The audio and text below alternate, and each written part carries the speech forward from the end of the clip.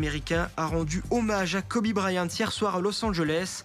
Le joueur NBA est mort il y a un mois dans un accident d'hélicoptère. 20 000 personnes étaient réunies pour cet hommage. C'est la fin de cette édition. Bonne journée à tous. RGFM Municipal 2020. RGFM, l'invité du jour, Municipal 2020.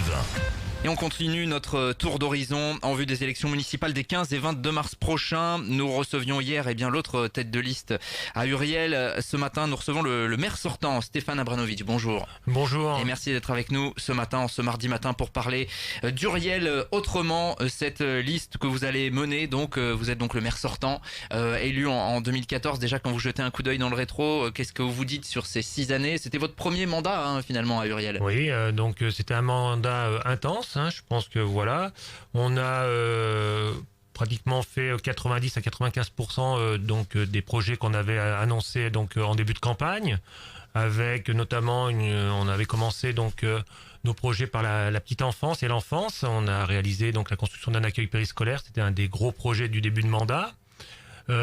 Puis donc on a installé une MAM pour les 0-3 ans. Je rappelle qu'à Uriel, donc maintenant on est capable d'accueillir les enfants de 0 à 3 ans, qu'on a 250 élèves entre la primaire et la maternelle, et 300 élèves au collège, donc on peut accueillir les enfants de 0 à 15 ans, donc ce qui est plutôt un atout fort pour Uriel. Donc c'est vrai qu'on a beaucoup travaillé sur la petite enfance, on a installé aussi des tableaux numériques dans les écoles, on a refait le parking des écoles, donc une grosse campagne sur cette partie-là. Et puis le deuxième projet important a été toute la partie santé. Donc ça c'est quelque chose qui continue et qui devrait se terminer. Donc je pense que la maison de santé devrait ouvrir au mois de juin-juillet. Avec la Comcom. Avec la Comcom, c'est un projet donc on a fait avec la communauté de communes. Donc la mairie a fait toute la partie aménagement de la zone de santé. Donc c'est des travaux de l'ordre d'un coût de 500 000 euros. Donc on a après monté le projet de santé. La maison de santé donc va accueillir à terme les 2 médecins, les infirmières et les kinés. Et puis derrière donc il y a aussi l'ambulancier qui a posé donc son permis de construire là, qui fait un projet privé qui vient aussi dans la zone. Et à terme je pense que devrait y avoir la pharmacie aussi. Donc voilà, donc deux gros pôles importants. Là on a attaqué maintenant la partie aménagement de bourg. Donc là, on a fait aussi une grosse partie de travaux sur la place de la Toque, puisqu'on a rendu l'accessibilité à la mairie, puisque avant, je rappelle, il y avait des marches, maintenant c'est tout accessible de plein pied. On a refait aussi, on a changé les menuiseries et refait l'isolation extérieure de la mairie pour donner un peu de cachet à la mairie au pied de la Toque. Et donc on s'est engagé aussi dans une opération qui s'appelle Cœur de Bourg avec le département. Donc c'est un projet donc sur 5 ans qui nous donne des financements sur 5 ans avec le département, où on travaille sur 3 axes différents. Donc la partie habitat, la partie commerce qui est importante aussi, et puis la partie transport. D'accord. Ce bilan, vous le revendiquez, bien évidemment, aujourd'hui à l'heure de repartir en campagne finalement? Oui, je le revendique, parce que donc on avait mis en place une équipe dynamique et vraiment focalisée autour d'un projet, un projet pour Uriel, et c'est ce qui nous tenait à cœur. Donc on a réalisé tous ces travaux, on a travaillé aussi beaucoup dans les villages, où on a mis donc un budget de 200 000 euros à peu près par an dans les villages, donc 1,2 million sur l'ensemble du mandat, où on a fait beaucoup de voiries, on a réaménagé des places, on a fait aussi de la sécurité routière. Donc c'est vrai que c'est quelque chose qui nous tenait à cœur, c'est d'aller au bout des projets, et vraiment d'un projet construit. Alors vous repartez donc en campagne à la tête d'une liste qui, me semble-t-il, a pas mal évolué. Il y a eu du renouvellement par rapport à 2014 là. Oui, on a à peu près 30% de renouvellement, c'est-à-dire que qu'il y a des gens qui par raison familiale ont décidé d'arrêter, donc il y a un peu de renouvellement. On a donc des jeunes qui sont arrivés, des moins jeunes. Je rappelle que notre liste est une liste sans étiquette, qu'on a pris des gens qui avaient une volonté de faire un projet pour Uriel et un projet de développement. Donc c'est ce qu'on a construit pour la nouvelle mandature. Alors ce projet donc dans votre programme, il est indiqué comme un projet ambitieux pour poursuivre le développement de la commune, guidé, et c'est ce que j'ai retenu, par le bon sens et la concertation. Ça veut dire quoi ça concrètement? Alors le bon sens et la concertation, c'est ce qu'on a fait jusqu'à maintenant, c'est-à-dire que je vous ai dit qu'on avait fait des gros projets, notamment un projet qui était important, l'aménagement de bourg, qui concernait tout le monde. On a fait beaucoup de réunions publiques. On a écouté les habitants, on a été à leur rencontre, on a écouté leurs solutions aussi, parce que leurs remarques, je pense qu'on n'a pas tout le temps la science infuse et qu'il faut s'inspirer un peu de leurs idées. Donc c'est comme ça qu'on a construit aussi ces projets-là, et c'est aussi pour ça que je pense que ça a été une réussite. Et donc là, on est en train de travailler, je vous disais, sur la partie commerce. On a fait la même chose, on a réuni tous les commerçants. Ça fait 2 réunions de suite où j'ai une trentaine de commerçants qui viennent, commerçants et artisans. Et on travaille avec eux sur le projet d'aménagement. Donc là, on a travaillé sur des pistes, notamment de circulation, sur comment on va amener des nouveaux commerces, où est-ce qu'on va les implanter. Donc c'est ça aussi la concertation. Ouais, comment justement, on sait que dans les communes intermédiaires, un petit peu comme Muriel, qui n'est plus un village non plus, c'est vraiment un grand village, c'est presque une petite ville. Comment on attire les commerces? On sait que pour beaucoup de maires, c'est un casse-tête, c'est compliqué. C'est très très compliqué. Après, il faut lancer une dynamique, hein, c'est ce qu'on a essayé de faire, rendre le village attractif. Donc c'est vrai que nous, on a la chance quand même d'avoir 2 monuments historiques qui sont remarquables, qui sont la Toque et l'église. Et puis qu'on a fait un aménagement de place justement aussi pour ça, pour redonner un peu de la vie au cœur du village. Voilà, on a la santé où on a travaillé beaucoup dessus, mais ça amène aussi des gens. Donc le but, c'est ça, c'est de ramener du monde sur Euriel et aussi de savoir les garder et pour les fidéliser et puis développer le commerce.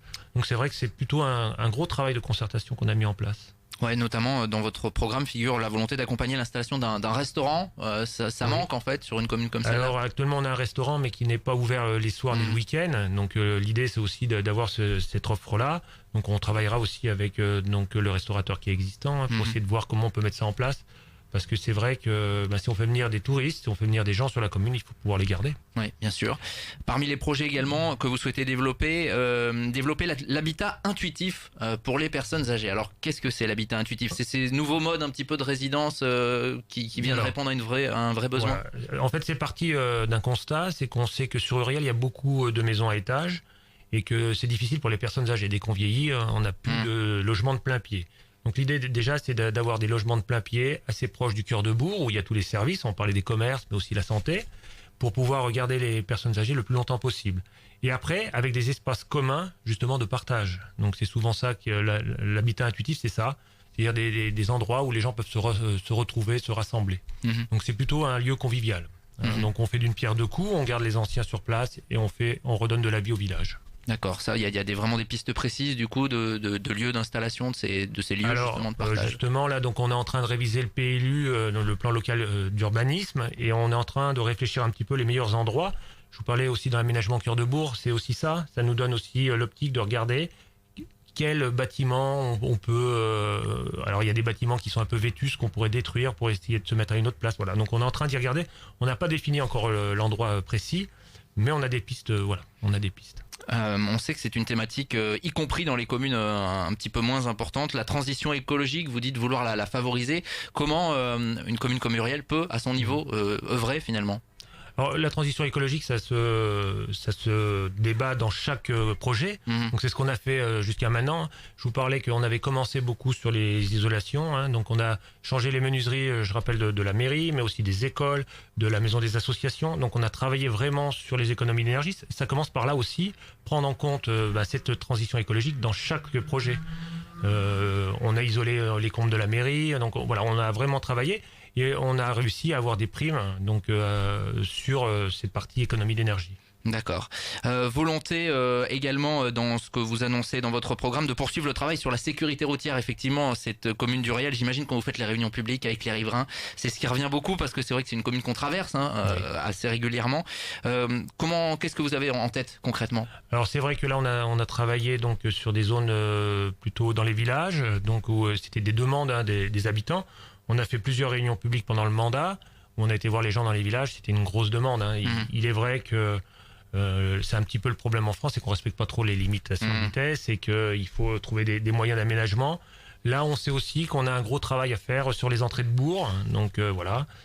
Donc on fera au cas par cas, on a aussi des pistes dans d'autres villages pour essayer de trouver des aménagements qui permettent évidemment de ralentir les véhicules, mais aussi de sécurité, notamment on a beaucoup d'enfants qui prennent le bus, il faut qu'on sécurise cette partie-là. Justement, vous parlez d'enfance, c'était un des gros volets, donc vous l'avez dit, de votre premier mandat. Il y a encore des choses à faire, notamment sur la cantine, le dortoir des écoles également. C'est ça. On sait qu'on a une petite problématique de place, hein, puisque je vous disais qu'on avait beaucoup d'enfants. Donc on a le projet d'agrandir donc la partie restauration des écoles, hein, donc la partie réfectoire, et puis cuisine. Donc ça, c'est déjà un projet important. On a aussi, pour les ados, un projet d'aménagement au stade pour faire soit un terrain de bicross, etc. Compléter un petit peu le City Stade qu'on a mis en place, donc amener aussi notre offre aussi sur cette partie-là.